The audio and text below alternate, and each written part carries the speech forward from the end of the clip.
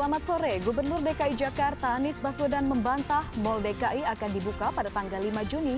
Ia menyebut hal tersebut hanyalah imajinasi dan fiksi belaka. Ingin rayakan Idul Fitri di rumah, 2 pasien positif COVID-19 di Sampang, Madura memaksa pulang hingga membuat petugas kesehatan kewalahan.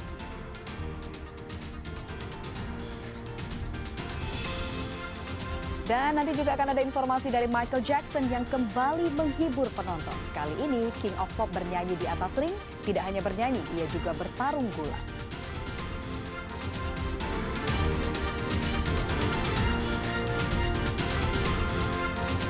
Dan selain 3 informasi pilihan utama tadi, kami akan hadirkan sejumlah informasi menarik lainnya untuk Anda selama 1 jam ke depan. Bersama saya Farhanisa Nasution di CNN Indonesia News Update.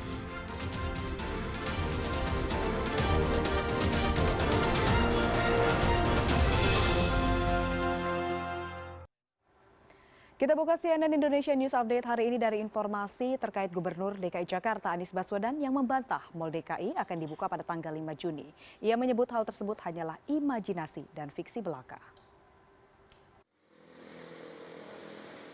Gubernur DKI Jakarta Anies Baswedan menegaskan belum ada keputusan mengenai pusat perbelanjaan atau mal dibuka kembali pada 5 Juni setelah pembatasan sosial berskala besar PSBB di ibu kota berakhir.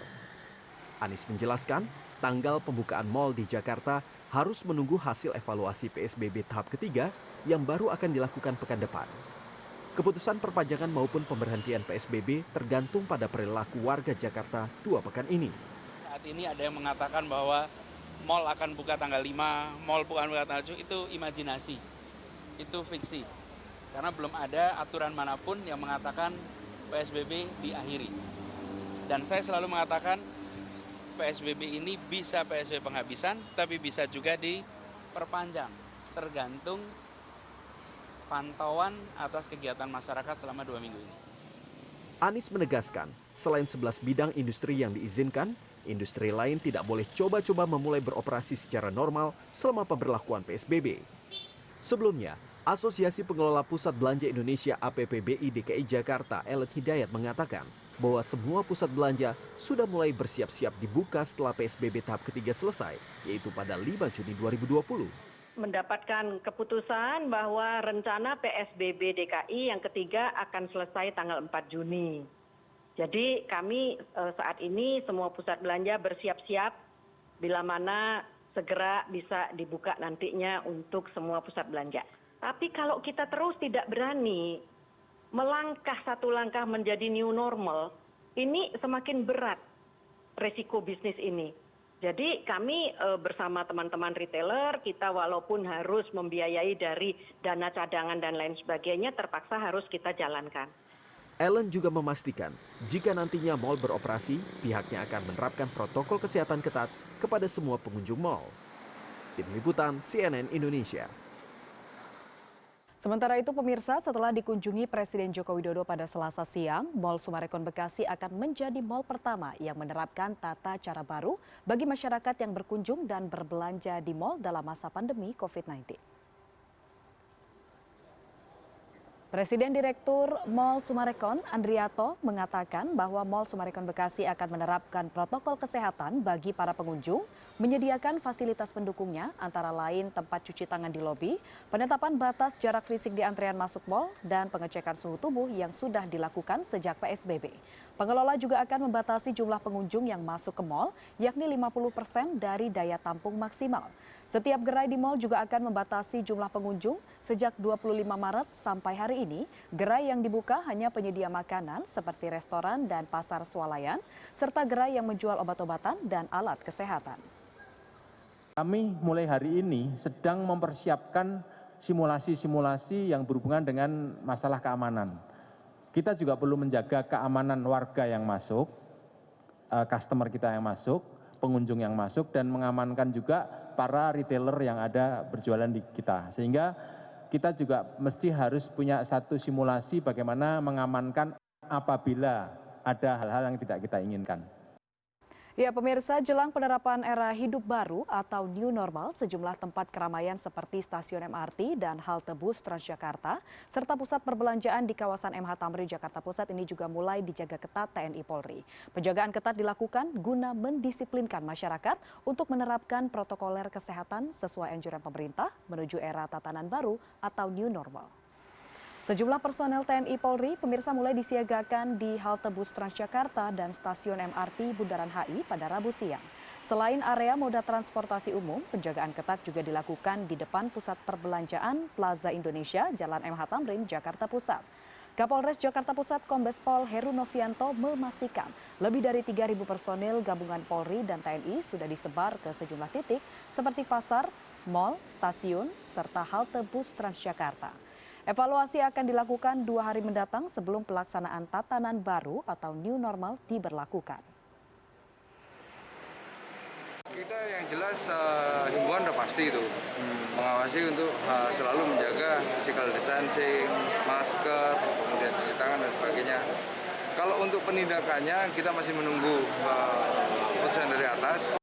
Kita beralih ke Jawa Barat, pemirsa, sejumlah lapak makanan di kawasan wisata Puncak Bogor diangkut petugas gabungan. Selain memberi surat teguran, petugas menyiapkan sanksi penyegelan dan denda jutaan rupiah bagi pedagang yang membandel. Satpol PP Kabupaten Bogor diarahkan agar Untuk memutus rantai penyebaran virus corona pada Rabu pagi, petugas gabungan dari Satpol PP Kabupaten Bogor, TNI, dan Polri merazia tempat makan di kawasan wisata Puncak Bogor, Jawa Barat. Dalam razia ini, petugas menemukan sejumlah tempat makan di kawasan Rindu Alam dan Riung Gunung yang masih menyediakan layanan makan di tempat. Pengunjung mengaku sudah mengetahui aturan PSBB di wilayah Bogor, tetapi tetap berwisata karena merasa jenuh. Ya lagi main-main aja Pak. Bapak dari mana Pak? Dari sini Bogor Pak. Dari Bogor. Ya. Tujuannya ke puncak ini mau kemana Pak? Mau cuma main-main aja. Main-main aja. Tapi Bapak tahu kalau Kabupaten Bogor masih memperlakukan PSBB? Iya, iya. Sementara itu, pedagang yang mendapat teguran petugas berharap pemerintah kembali memberi izin usaha karena kebutuhan ekonomi yang terus mendesak. Jualan ubi bakar, jagung bakar di puncak Kota Warna.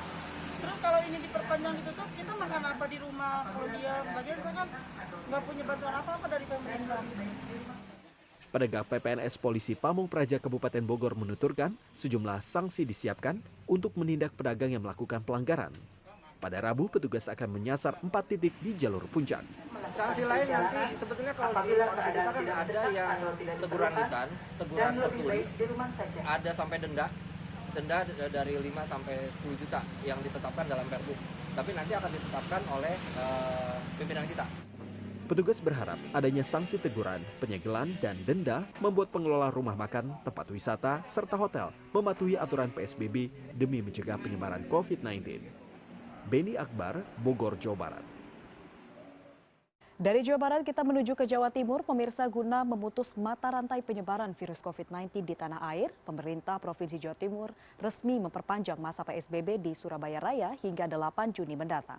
Perpanjangan masa pembatasan sosial berskala besar ini pun turut berdampak pada salah seorang pengusaha warung kopi di Surabaya.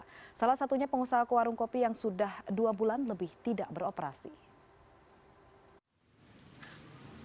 Pertanggal 26 Mei 2020, masa pembatasan sosial berskala besar atau PSBB di wilayah Surabaya, Sidoarjo, dan Gresik resmi diperpanjang hingga tanggal 8 Juni mendatang. Berbagai aktivitas masyarakat kian dibatasi aturan dan protokol kesehatan. Poli, salah satu pengusaha warung kopi di Surabaya yang turut merasakan dampaknya. Pasalnya, semenjak pembatasan sosial berskala besar fase pertama dilaksanakan, ia memutuskan untuk menutup warungnya sementara waktu. Walaupun harus menanggung rugi, ia tidak mau mengambil resiko di tengah pandemi ini. Sebelum pandemi, dalam 1 bulan omsetnya bisa mencapai puluhan juta rupiah. Namun saat ini, Poli tidak memiliki pemasukan sama sekali. 4 orang pegawainya pun terpaksa dirumahkan. Mencoba beralih ke bisnis online, hasilnya pun tidak seberapa.